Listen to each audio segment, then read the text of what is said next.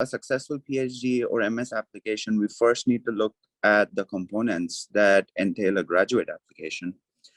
A graduate application has four main sections that we have to focus on. The first being university selection, where you select which school you want to go to. The second being subjective metrics.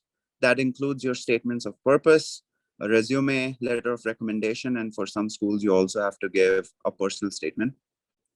The third and one of the most overlooked and underrated thing is scholarship and finances. And the fourth one being objective metrics, which are transcripts, GRE scores, and TOEFL scores.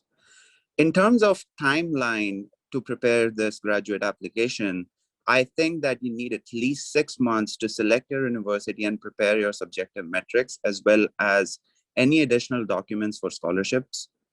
In terms of your objective metrics, when you're giving your GRE or TOEFL, it's a very individual dependent thing and can take up to 3 months. So for today's presentation, we'll be focusing on three things. I will be talking mostly about factors to consider while selecting a country, a school, and a program. This will be followed by about how to write a good statement of purpose, a good resume, and a good letter of recommendation.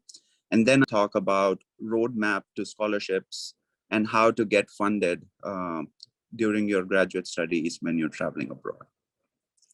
So starting with university selection, I think the first and the most important step of selecting a school you want to go to is to define the purpose of your graduate studies. There is no right or wrong reason to do a master's or a PhD, but being aware of your purpose is the first key step. Most common reasons that I've heard of and read are becoming an expert, which was the case for me. I wanted to know a lot more about my field, and that's why I decided to do a master's, and this was followed by a PhD. A lot of my friends came to the United States here in hopes of earning more money in terms of job opportunities. People also moved to countries like Canada, United Kingdom, Germany, Australia, just because they want to relocate to a different country.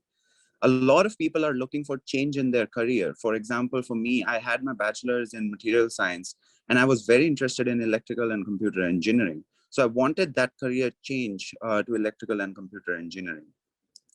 A lot of my friends were also stagnant at the current point in their career, and they wanted to target promotion.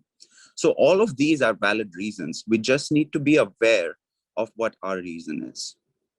I cannot stress this enough that you have to think once and think hard about your purpose, because thinking right now will save you time, money, and effort in the future.